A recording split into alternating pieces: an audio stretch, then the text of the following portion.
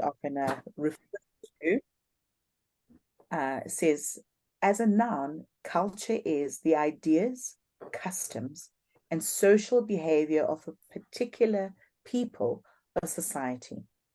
The ideas, customs, and social behavior of a particular people or society.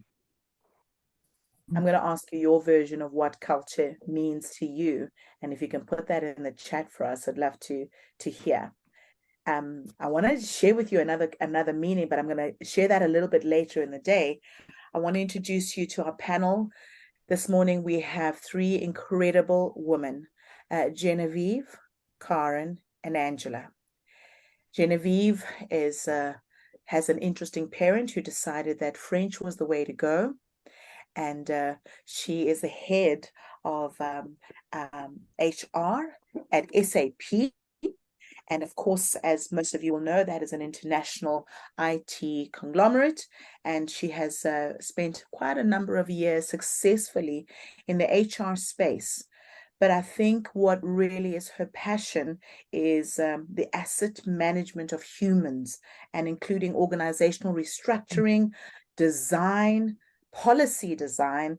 As you know, that we can't really do anything outside of structures. And I think for us, Genevieve, I'd love to hear from you how one starts designing structures around humans, which are so interesting. So Genevieve, just to hear a little from you as an introduction before I move on to Karen. Absolutely. Thank you so much, Audrey, for the lovely introduction. And thank you, Ange, for having me on your panel today. The world has changed so much, Audrey, and I think that some of those concepts, that we grew up with in HR have kind of created some bedrocks around how we build organizations, how we think about progress, how we move and change in terms of where organizations want to be and their strategies, etc., etc. But the truth is that while strategy is the idea or the choice around where we're taking our organizations, the structures are the way in which we get there. They are the people, the systems, the processes that we use to move our organizations to where they're going. And coming from tech, it's very easy to assume that actually systems matter more. But as we discovered during our little COVID crisis, whether one believes in it or not, was that it was the people. In sometimes the jobs we thought least important in the world, that were the ones that became most important. And I think as the world moves on, as AI starts to become front and center of how we think about the world, we also have to think about how people fit into these plans, these processes, these new realities, because in the current piece of the universe that we can see, we may be the only thinking beings that are able to bring consciousness to our activities, and therefore including us. I think in the way the world is moving is just fabulous. It's critical. It's probably critical for our existence, but maybe that's not everybody's end goal. I like to think it's a good end goal. Beautiful. I love that. You said that our little crisis in which was COVID, and sometimes we don't think it's that little because it's like it was a massive part of 2 years of our lives. But maybe in the grand scheme of living 60 years, 2 years may not be that massive. Just a thought. Hundreds. And my next panelist that I would love to introduce to you is Karen. Karen hails from outside of the country. She is Scottish, and but sounds very Australian. I'm going to ask you whether you think the same shortly, but she's a global health of mental health and well-being at ERM. And really, she, as an individual, has also looked at designing and organizational development and change and human-centric leadership. That, for me, really drew my eye at your bio, Karen. What is human-centric leadership, and why has it been important in you designing a mental health champion program, and also looking at anxiety and depression and covering those kind of topics in this program that you've designed. Tell us about human-centric leadership. Okay, I will try. Thank you also for having me. It's a pleasure to be here. Human-centric for me is really it's kind of quite intuitive, I suppose. It's centering humans in everything that we do, and kind of building on what you were saying, Genevieve. It's like, how do we build organizations that allow humans to thrive? I personally think that organizations sometimes try and squeeze us into the system rather than actually looking at what does a thriving workplace look like. And to the point about the pandemic, I mean, for me, I would be bold enough to say I think we went through a collective trauma. I think that never in my lifetime, and I suspect, you know, and many on the call, have we gone through something that really was trauma. I mean, I was around for the financial crisis in my career, and that was very much centered around economic disruption. But I think the pandemic, you know, this whole idea of, you know, humans are wired to connect, and all of a sudden this event was preventing that from happening. And I think that was the kind of trauma that we saw was, gosh, we don't do well on our own. And so for me, human-centric in the workplace has to acknowledge the importance of human connection, the support networks that we form and the bonds that we create and the attachment that we have to work. And if we can't create the conditions for that, then I think we will see an increase in attrition, lower engagement, because people, I think, are craving that. And I think they're craving that more perhaps as a consequence of the pandemic. And one of the challenges I think we're seeing at the moment is, how do we recreate what we thought we had with hybrid working? Because if we think about inclusion and belonging, it doesn't work for everyone to be constantly in the office. You know, people, there are reasons why people feel safer not having to commute, why people maybe feel, you know, with disability that it's more challenging. So how do we find a world that is truly human-centric and unique in terms of understanding the lived experience of those that we work with? So hopefully that helps. Sure, Karen. You asked some very pertinent questions. How do we recreate what we had in this hybrid environment? How do we rediscover what we used to have? And maybe how do we even assess that what we used to have is still what we want? But I'm hoping that we'll be able to answer some of those questions. My last panelist that I'd love to introduce you to is Angela. Now, she is the founder and the leader, and certainly the reason why we are here today, actually even involved in this incredibly important discussion, looking at creating and designing highly impactful blended learning journeys, not only for those who are emerging into leadership, but those who are established managers. This is what Angela does. And really recently, she's looked at how in the journey that she's created for managers to leaders, how to add wellness as a path for managers to journey through. Why is this so important to you, Angela, the journeys of manager to leader? Thanks, Audrey, and thank you to all of you for taking the time to be here and to just spend some of your precious time thinking about this subject. It's one that we've spent a lot of time going, how do we do this? And how do we equip managers to create the environment in which people can thrive?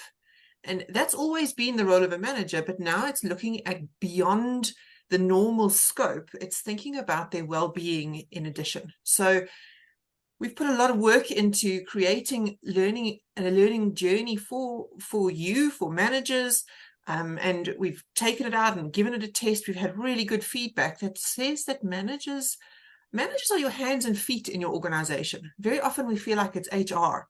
It's HR and as the center of excellence, it's our job. But there's like three people who are focused on this.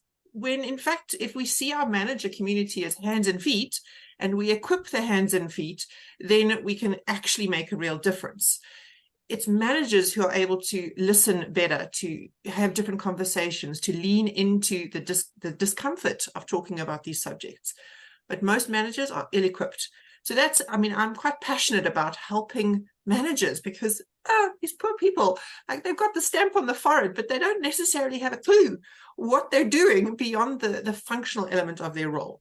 And that's where we play a big role. So hopefully we can share some of that as well in the session today. Beautiful. Thanks, Angela. And I can hear the passion. Karen, I'm going to ask you the first question. Help us understand, what is well-being and what is the culture of well-being? Gosh. Well, I think people slice and dice it in lots of different ways, and certainly in our organization, we've sort of broken it down into a number of pillars, which are sort of our mental health, our physical health, our spiritual health, our financial health, our community, like our community connections. So I don't think there's any one defined way of looking at well-being, but I guess for me, in all of that, it goes back to this idea of thriving and, you know, feeling like we're in balance in our lives, and all of those components play a part in that. My background is in mental health. I'm a psychotherapist, so I suppose I maybe emphasize that a little bit, but for me, ultimately, it's about how safe I feel in the world. And that can be because mentally I feel capable, competent, you know, physically I'm taking care of myself. I'm connected to a higher power, if that's my thing. And I feel like my contribution to society is strong, I guess. Building a culture of well-being in an organization is no mean feat. I think perhaps because we all come from such, you know, diverse lived experiences. So one of the challenges for me is to really ensure that we are inclusive in how we understand that concept. And I guess in an organization, for me, what became very clear very early was that we needed to co-create that understanding, that meaning, so that we were inviting the experiences of the employees rather than sort of telling them what it is. We sort of went out and really invited, you know, collaboration and dialogue around what it means to different people. And it was quite incredible to see just the diversity, if you like, of thinking on the topic. So we kind of created our understanding of well-being through collaboration. And that may not be the same for other organizations. I'm not entirely sure, but that was certainly our approach. But it definitely was a sense of mental, physical, spiritual, and a sense of community. And also, you know, in the moment, you know, certainly in the UK, there's a financial crisis insofar as the cost of living and, you know, the price of you know, goods and gas and all of that sort of stuff. So financial well-being has really come up in terms of its significance, but those are the kind of parameters that we work with at ERM. Okay. So what I'm hearing is that well-being isn't one thing. It isn't just mental, because I think when we're talking, most of us in our dining rooms and, you know, restaurants, across coffee tables, we tend to think well-being is just mental, but really you've just now covered this financial, there is spiritual, there is physical. It's quite interesting. That means there's quite a lot of work. Genevieve, what do we do, and what are the challenges that other organizations, and certainly the ones you've been involved with, face in creating that culture? So, you know, Audrey, I mean, I just learned from Karen now about how she thinks about this whole approach, you know, and in there, I think, is recognizing that we are whole beings, right? We don't leave half of ourselves at home when we come to work. So if we have issues with our kids, or we have a partner who's ill, or we have a mom who's distressed, or whatever, you know, that impacts on us, and that's one aspect. That's just our personal lives, you know. We if you know anything about South Africa, or you live in our country at the moment, you know that just the it's like Hunger Games when we leave the home, you know, like, will we have electricity? Will we have water? Will there be a robot that works, or will there be a homeless person who's directing traffic in a way that is going to be managed, you know? So everything is hard. And so what I think we as organizations face is the recognition, and maybe not enough organizations, Audrey, but a recognition that at the point people enter our organization, whether it's through our door or virtually, they are often at capacity already for dealing with the complexity of the world. And I don't think you have to be a liberal or a conservative or religious or not religious to recognize that the world is in quite a difficult space at the moment. And it doesn't really matter where you are living, crisis abounds. And so that level of discombobulation in the world has an impact on each of us as individuals, right? And so when we enter organizations, we already enter completely frayed to the bone, exhausted, grumpy, at the end of our tether, in fact. And then we have to deal with what our work requires. Then we have to deal with difficult bosses, difficult employees, all kinds of craziness in the workplace.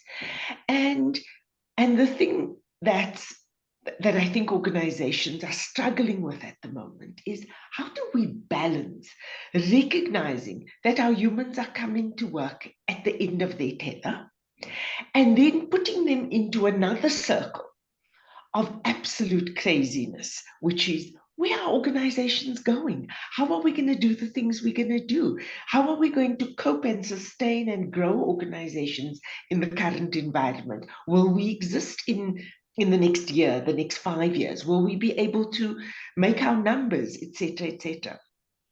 And so productivity matters, you know, ensuring people are able to do the work we pay them to do.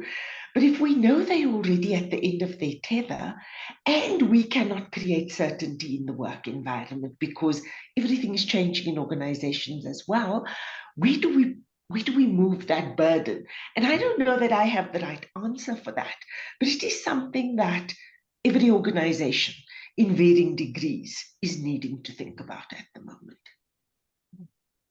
Genevieve, I'm going to come back to you. What I'd love to hear of all the issues you've raised now and the challenges that are being faced. I'd love to hear if you've implemented something that you've managed to measure the success of. So if you can put that in your question, I'm just going to come back and say that's my question. But Karen, coming back to you, I hear that just what Genevieve has just said about humans coming into the organization at capacity and then having to deal. Why does this sound like it's something new? Or has it always been and we just are recognized? I don't know. Give me your take on whether this is new and we, you know, people are going to have to just learn how to deal with it differently, or if it's always been around and we are, I don't know, recognizing it more. Sorry, was that a question for me? Yes. Yeah. Okay, so well, I think that I'll try and use an analogy. Have any of you gone to the supermarket and you kind of go to the supermarket and you kind of know the layout of the supermarket, and it's as if you go into autopilot in a way. You know where the vegetables are, you know where, you know, whatever it is that you normally buy. And then every now and again, what supermarkets do is they reconfigure the aisles and they put things in different places. So for me, the way we were operating, probably the pandemic is a bit of a line in the sand, was we kind of were going in the supermarket and it was kind of, we're on autopilot.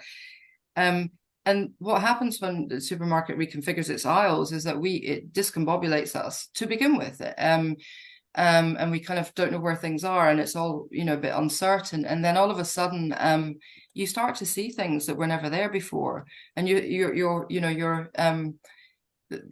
ability to buy new produce or to see things that you didn't see before suddenly becomes really clear. And for me, I think that we've always been on autopilot really for a long time. And I think organizations have thrived on the back of that, that there's certainty, that there's predictability. We know where we are. We know, we walk in the office, we turn left, we know what we're doing. And I think that this line in the sand has created an opportunity for people to not only, as I said earlier, go through a trauma, because it was a real threat to our existence, on a personal level and in families, etc. But it also gave us a possibility of seeing that there's more in the world than just turning left at work.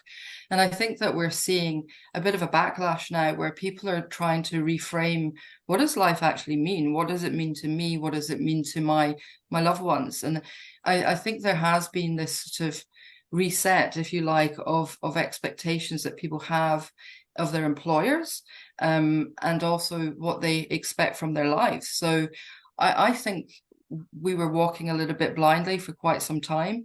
And I think that perhaps we're now not able to leave our baggage, if you like, outside the front door. That, as you rightfully said, Genevieve, there's a real sense of overwhelm. And when we're overwhelmed as human beings, it manifests in our behaviors, our emotions, our thought processes.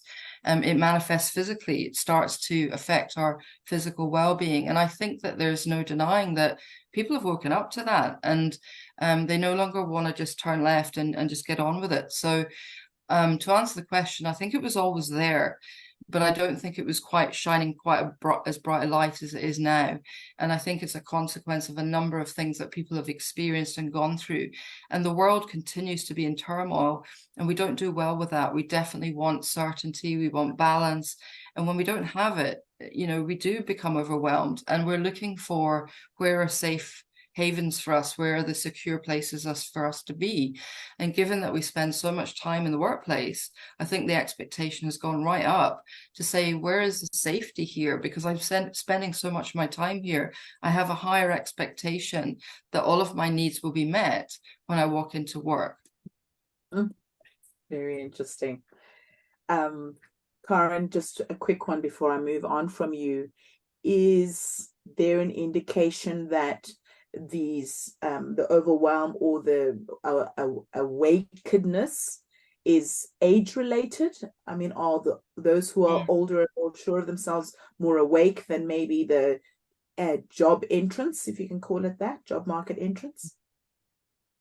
I don't like to generalize too much, but I think that we are seeing a more awake graduate intake, younger intake, because I think for a start they have more fluency around topics like mental health. They're not afraid to bring those topics to the table. In fact, I saw a statistic somewhere that said a very strong percentage or high percentage of intake, like graduate intakes, are now scanning their environment, their potential employers, to see what they offer in terms of well-being. So it seems to be quite a prevalent thing.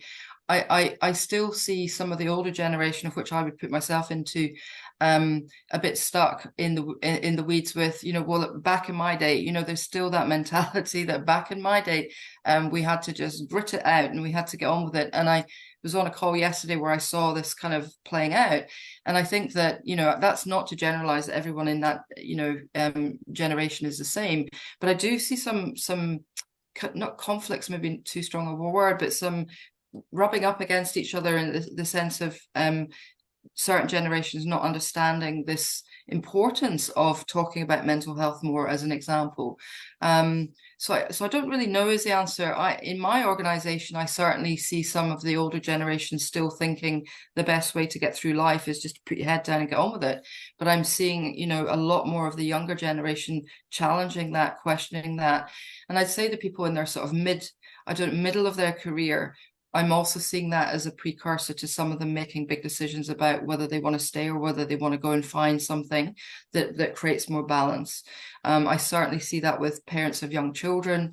So I'd say more nearing to retirement. Maybe they're just slugging it out and hoping to get there. But I do see a shift in expectations, particularly of what employers are going to bring to the table. Like I said, to provide more of that security, more of that sense of safety. That would be my take, but I'm guessing Genevieve, Mrs. and Angela have seen different things, so I don't want to speak for all. Thank you, Genevieve. I'm going to come back to my initial question about how does one implement, what does one implement, and are you able to measure the success of well-being initiatives? So, Audrey, I think that I think I saw in part of this briefing document a concept called wellness washing, which is lovely. Okay, and I actually don't think we have figured it yet. So what I think we are doing is we are doing the proverbial putting lipstick on a pig. Okay, so once a year, perhaps we trot out a wellness day and we do some massages and we serve some fabulous smoothies and we bring our health provider in and we check people's cholesterol, etc., etc. And by the way, I think that's really good. I think we should do that. I don't think that creates wellness. You know, what it may be is it gives us an opportunity to educate, it gives us an opportunity to communicate, and it gives us an opportunity to create some alertness in the environment around what needs to be done, could be done, should be done, etc. But that's not wellness. I think that because of where, and we've come a long way because, you know, as Karen says, 20 years ago, you know, I'm also from a generation of you just came in and if you had a tough day, took some Tylenol and got over it, you know. So things have changed. But I think that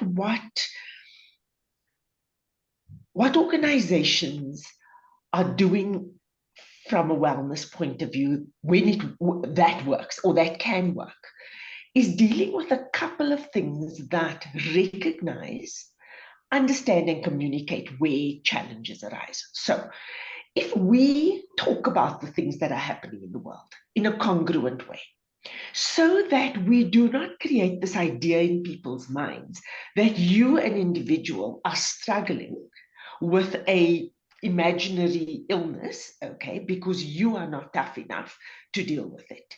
And in fact, talk about the fact that the world is struggling with some really big problems at the moment. Some of that is around wealth creation. Some of that is around the disparity and poverty in the world. Some of that is around good food and quality food and sustainability of food. Some of that is around wars for profit. When we talk about those things in a congruent way in our organization, what we do is we take the burden of these big issues off of the individual and we create shared space to recognize that it's real, it's happening, and it's systemic. It is not you, the individual, who are struggling. Actually, the world is struggling.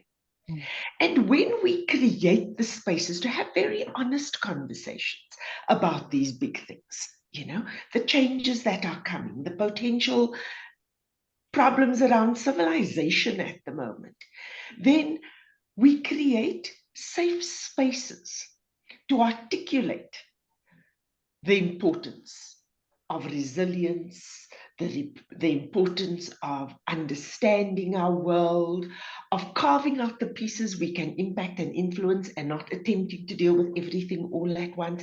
Then we can have more articulated discussions about what the workplace can do. And it's creating, I saw Fran say something around, she used a lovely phrase. She said, she's on the chat, she said, try and create safety when we can't create certainty. Now, Fran, interestingly, I don't think that we can create safety. The world is a very unsafe place at the moment. And we shouldn't safety wash either. What we should do is say, and how do we deal when we're feeling unsafe? What tools, what skills can we draw on? How do we teach people that actually, more than ever before, collaboration, communication, and community matter? Because you cannot hold yourself when you are not feeling well. You need others. And so workplaces can be one place where you can find connection or community. Okay, and we can collaborate around solving the problems in the universe. We don't have to do them independently. and individually as if we are the crazies. So that's just my kind of take. That's what organizations, when we do it well, that's the thing that matters. So we feel a joint responsibility for the spaces we are in. Genevieve, those are incredible insights for me. And having been part of two very big organizations, I love the collaboration, community, and connection matter. And I'm going to take this question to Angela, because I'm like, collaboration, community, and connection take a hell of a lot of time. So, because sitting people around in a circle, in a room, across a table to talk takes away a lot of time of productivity. So do we just communicate via a newsletter and get the information? I'm putting it out there as a question. Angela, what do you say? How does one practically encourage collaboration, community, and connection? And I want to dovetail that into a question asked by Charlene to say, how do we also manage the well-being of our leaders? Because we are often wanting to manage the well-being of our employees. What about the leaders? Okay, I'm going to preface this with letting everybody know that I have a concussion, and you're asking me too many questions. I can't remember. I'll repeat one in the middle, I promise. Sorry, Okay, I forgot about your You forgot about my accident. concussion. Well, I mean, I'm just going to let everyone know I did have this horrible bicycle accident, which has left me with a pretty severe concussion. But what I discovered through this concussion is that how my brain feels is very similar to how people feel when they have unrelenting distress. So when you've gone through eustress and you're into distress from a pressure point of view, your brain can I don't want to use the word atrophy, because I'm hoping it's not that, but it can struggle to remember things, to concentrate, to focus. And I'm letting you know that I know what this feels like, but it went from being perfectly fine to not being fine overnight. Whereas most people who are struggling with mental health issues, it's like a slippery slope. You don't notice the change. And I think that's, for me, been really helpful to empathize how hard it is to fully focus, to fully listen, to be as productive as I would normally be, because my brain's not playing along. And I think that there's an element of that in what Jen is saying, what Karen is saying, that, you know, it's playing on us. So our level of productivity might be affected by that. So that's just putting it out there. Then you asked me a question around the, just remind me. Collaboration, community, and connection. Yes, it was the collaboration. Yes. Put that in place. And I wanted to share the story that this has happened very recently. I was at a young men's event, actually. My son was involved. And what these young men were admitting in public, in a public forum, how lonely they are. They used the term, "I'm lonely. I feel alone."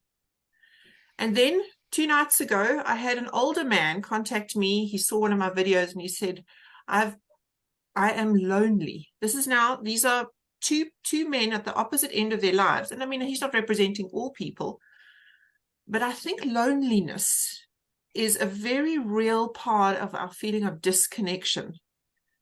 And some of that loneliness has been exacerbated by the working from home, by the hermit status that we have, the amount of effort and energy it takes for us to get out and socialize and go to an office because of the effort, so much effort to, put on all that makeup or whatever it is and drive in the traffic, so much effort. And when you have lower resilience from your brain point of view, the effort it takes for you to take action to solve your own problem often feels too much. And yet part of that problem solving is in connecting with other human beings and building meaningful relationships with people. That can be in the workplace or it can be in more community-oriented events. But my point is that connection, that human beings are built for connection. And I think so many people have lost the skill of building relationships and feeling the discomfort of going, "Hi, my name is Angela," like building relationships. Jen and I were talking earlier about how we've lost the confidence in our ability to go and manage a big room full of people, because we haven't done that much of it. I did a keynote yesterday, and it was the first time in human form in ages. And you feel less confident, even though it was something you were good at. You used to have this high level of competence in the social setting, but your competence has decreased. So I do wonder, and I think when I think about these young guys, I mean, most of them are between 18 and 24. They're lonely, but they also don't have the skill to build the relationship. Somehow, that maybe COVID has been a factor. Maybe it's socialization. I'm not sure, but they're left lonely, and I think they're not the only ones. So connection is important, because loneliness just feeds this feeling of disconnect and kind of lower levels of resilience. Who do you rely on? Who do you call out to for help if you're alone? So for me, that's very interesting, Angela, and I'm going to take this question to Karen, because we all love the idea of hybrid working. I've been working from home since 2016, so I am happy as chumps to be able to work for a big corporate and live in the middle of nowhere. However, I hear belonging, inclusion, collaboration, and then I hear loneliness, and I go, oh dear, how do we do this? So my question is around, how do we bridge the hybrid world and still create belonging despite our desire for hybrid working?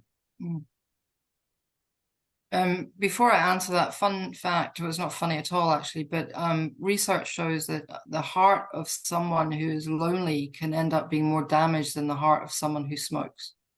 So it is a very, powerful human emotion, and both Genevieve and Angela alluded to that we don't do well when we don't feel connected. And I put something in the chat to say, actually, the way our brain functions, it's more metabolically demanding for us to regulate ourselves independently, to produce independently, to do anything really independently,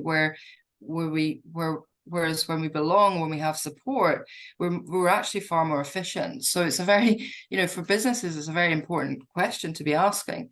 I think someone mentioned about safety and how do we create more safety, because I think we have to understand, we have to name what it is that's preventing people from wanting to come into the workplace. And I think, Audrey, I think there's a lot in there, as I mentioned earlier, about, the lived experiences of our employees will tell you something of why.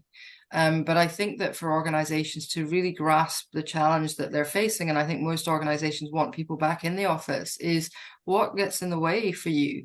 And if we want to create more safety in the organization, I think we have to listen more to people's stories, because there are the people who want to come in, they want that connection, they want that community, and there are others for whom even traveling into work itself is a challenge.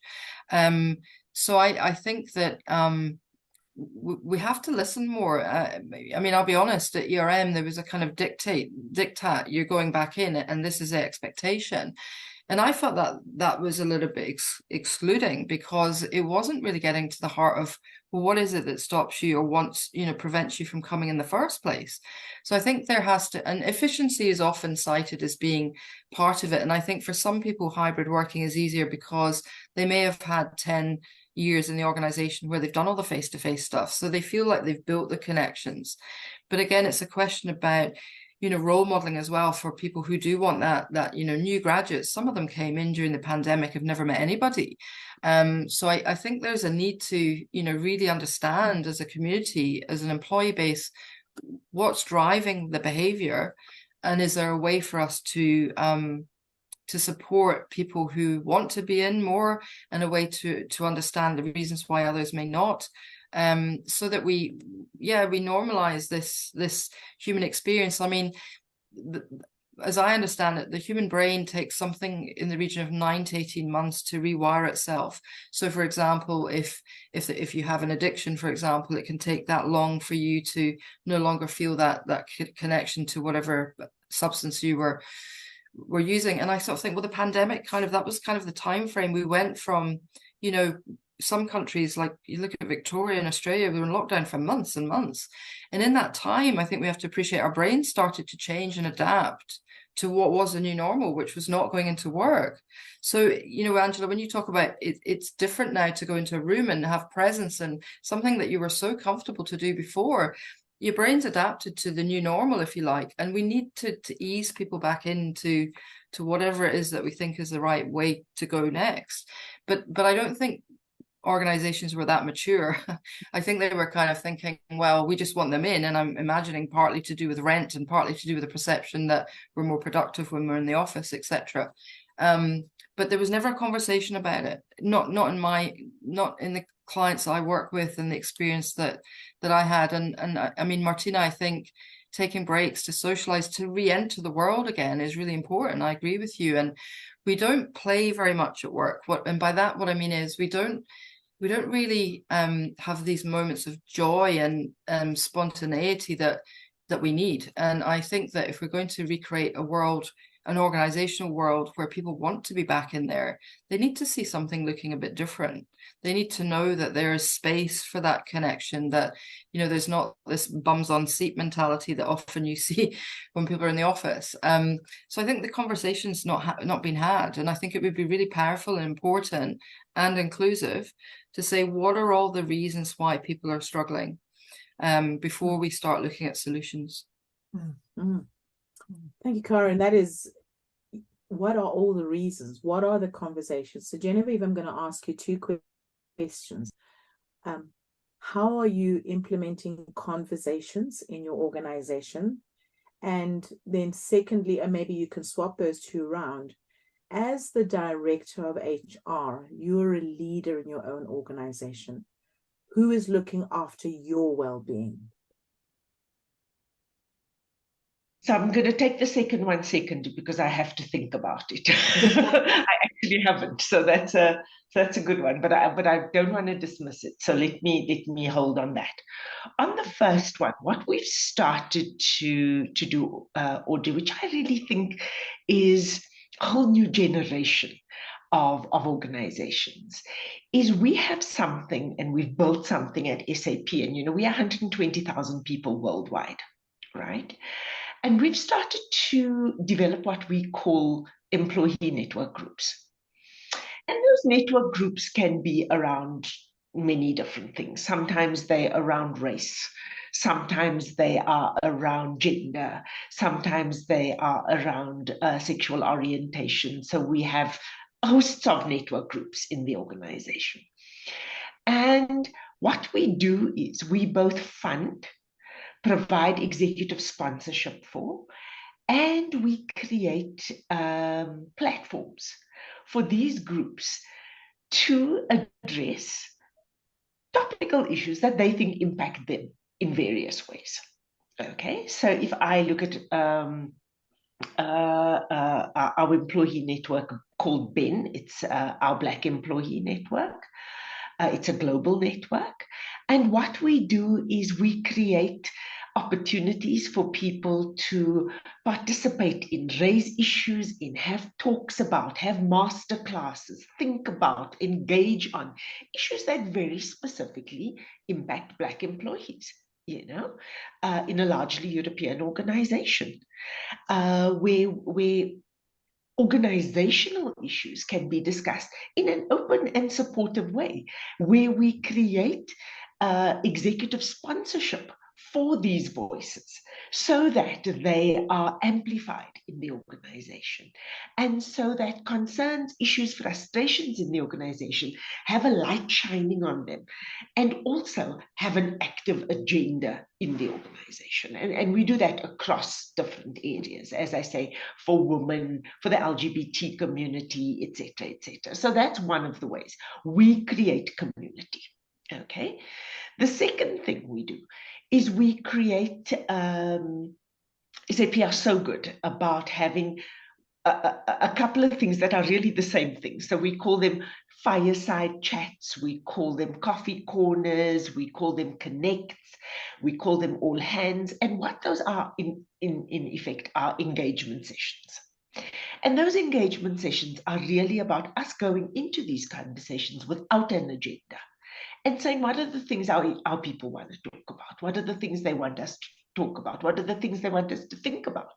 What are some of the things they experience in the organization that they want to bring to our awareness as leaders, so that we can tackle them in a much more conscious way, and so that we can escalate them up into our organization so that they get the attention they need, particularly when we notice that they are systemic problems. So again, if I can say communicate, communicate, communicate, and connect, connect, connect. Not on the things the organization thinks are critical, that does sometimes happen, but actually on the things employees think are critical. Create platforms for people to have a voice in your organization. And I think, are we doing it perfectly? Absolutely not. Are we 100 steps ahead of where we used to be? Absolutely. And in fact, it was so interesting that during COVID, for example, we had global events where people could cook together, they could have coffee together, they could listen to music together. So whatever your interest was, we created forums through which you could connect, because we recognized that not everybody lives in situations where they can easily access others. And so we wanted to keep those connections going, because of course, as a tech company, we had the ability to move online immediately and use our platforms for connection. So I think it's about awareness, willingness, and an openness to dialogue, right? So that I think answers your first question. On the second question, I think as you raise it, I recognize the gap. And I think I saw it as well in the chat. What do we do for leaders? And it's the problem with all leadership, I think, across the world. It's very easy for all of us to find the reasons why we don't support leaders in our governments, in our organizations, in our communities. We can always find the things they're not doing right. But we really pour in any energy into sustaining them as humans, because we have a mentality, I think, around if they're the cleverest person in the room, let them solve all the problems of the universe. And it talks again to my concern around the complexity of the world, and the fact that if we don't all weigh in and we don't all carry the burden is too much for any individual, And so on reflection, I don't think we're doing enough. And I can't remember when last someone just said to me, hey Jane, how are you doing in the business? It kind of doesn't happen. We have these roles, and then we think we just have to tough it out alone. I also think it's why many women are leaving senior roles. But if I could encourage people in every sphere, that if you lead from where you are, it lightens the burden on everyone else to have to lead right at the top, And I think as a society at the moment, we've all decided to fold our arms and complain quite a lot about what is happening in the world, but we don't want to weigh in. And that's what makes the burden quite untenable for leaders. You almost can't get it right ever, Sure, Sorry, I didn't mean to end on a negative note. No, but you're not ending it. Don't worry. I'm going to give you 2 more minutes to end. So you won't be ending on a negative at all. But you know what? I think you're ending on a reality of what happens to leaders. And maybe I'm going to give all of you just 2 minutes to round off and say, what is it that you would like to leave us with? And Angela, I'm going to start with you. What do you want to leave us with in terms of well-being for leaders, for teams? I love some of the ideas. I'm sorry I haven't managed to get all your questions in the chat, but if you do have more questions, please post them here. We'll see if we can entice Genevieve and Corin to write, give you a little paragraph answer if they have time in their lives. But Angela, what would you like us to take away from you here? So in keeping with the conversation about leaders, we are all leaders. We are all leading ourselves. We are all leading in our families. Where you've got a position of authority in the workplace or not, you are a leader. And as a responsibility, you have to lead yourself well. So that means putting in place the foundational elements that create the greatest amount of resilience for yourself. Resilience through change, resilience through uncertainty, resilience through COVID. And it's the basics. You've got to focus on looking after your own basics. And we have this conversation in sessions over and over again with, are you exercising? Are you sleeping? Are you creating meaningful social connections? Have you connected what you do with something bigger? Like, these are the basics. And so many people are not looking after themselves. And this adulting thing, like, there's no escape. There is no adult out there that's going to tell you to do these things. You are the adult. And so putting these in place is absolutely ground zero, oxygen mask on first, before you help children and other adults. So that is my advocacy to everybody when it comes to well-being, is look at your basics, your physical, mental. Are you thinking about keeping a gratitude journal? Are you surrounding yourself with people who pull you down or pull you up? Look at your circle of the 5 people you spend the most time with. If they're all negative, you're probably part of the problem. Do those kind of basic assessments to see whether you're setting yourself up to thrive personally before you start taking on your role to influence and lead a culture that's around you. And that's very much our strategy when it comes to leadership development, is you've got to look after yourself so that you have the mental fortitude to extend beyond yourself and influence the environment that you're in and care for others. And to Jen's point, HR are the worst because we're so busy focused on everybody else that you very seldom think about yourselves and going, I mean, for many of you, I didn't see the poll, Audrey, in terms of how many people are human capital here, but I think probably a fair chunk. And well done for going, I'm going to just have this conversation because it's important to me, not because somebody out there said you should know more about this, but because it's important to me. And I really do want to support that and come alongside where we can help. Thanks, Audrey. Thanks, Angela. Thank you. Corin, last word? Yeah, thank you. I guess I would advocate for the fact that, what we've discussed in the last hour or so, to me, points to the fact that if organizations want to thrive, they have to start addressing, or if they want to address the problems, and there are many at the moment, then I think they have to revisit really what it means to be human. And I think that we could start, for example, with the leadership point. I mean, I as a outside of my job, working as a psychotherapist, I have weekly therapy and fortnightly supervision. That is the way that I am supported in doing the work that I do with my clients.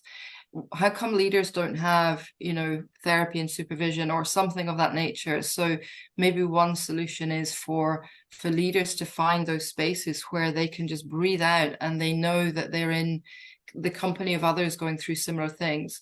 I'm very struck by how many organizations during the pandemic really focused their salespeople on just get out there and sell. And to your point, Angela, a lot of line managers were then taking on the pastoral care of the people in their teams. That was a huge, huge ask of them.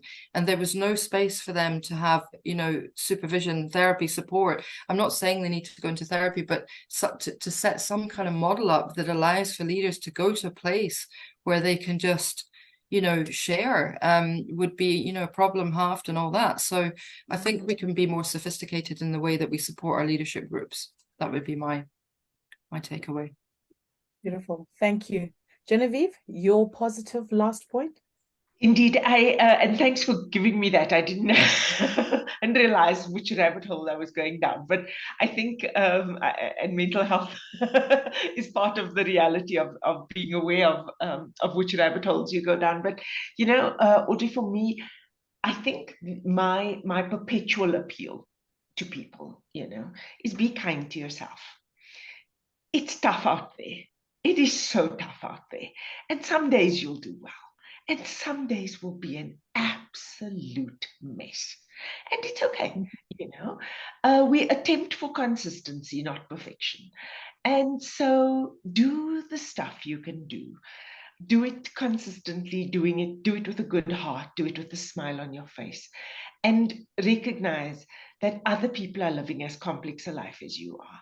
And if you can be kind to yourself, maybe you can be kind to others. You know, it's when we aren't kind to ourselves that we aren't kind to others.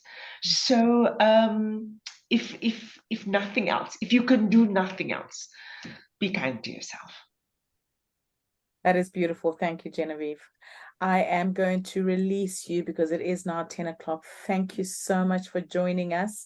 And Genevieve, Karen, and Angela, such incredible insights. Thank you for your time, your minds, and just your heart you shared with us this morning. I hear from Nomtandazo, who says she'd like to hear a male opinion. So I think that might be the next panel that we have with some men. And I assure you they probably will have exactly the same views as we do, because, you know, we do think the best. But I'd like to leave you with this little poem that I read from Caleb L.P. Gunner. And it says, 26 things that are completely under my control. Your beliefs, your attitude, your thoughts, your perspectives, how honest you are and who your friends are, what books you read and how often you exercise, the type of food you eat and how many risks you take, how you interpret the situation and how kind you are to others, how kind you are to yourself, how often you say, I love you, how often you say, thank you, how you express your feelings, whether or not you ask for help, and how often you practice gratitude, how many times you smile today and how the amount of effort you put forth, how you spend or invest your money, how much time you spend worrying and how often you think about your past, whether or not you judge other people or whether or not you try again after a setback. And lastly, how much you appreciate the things that you have.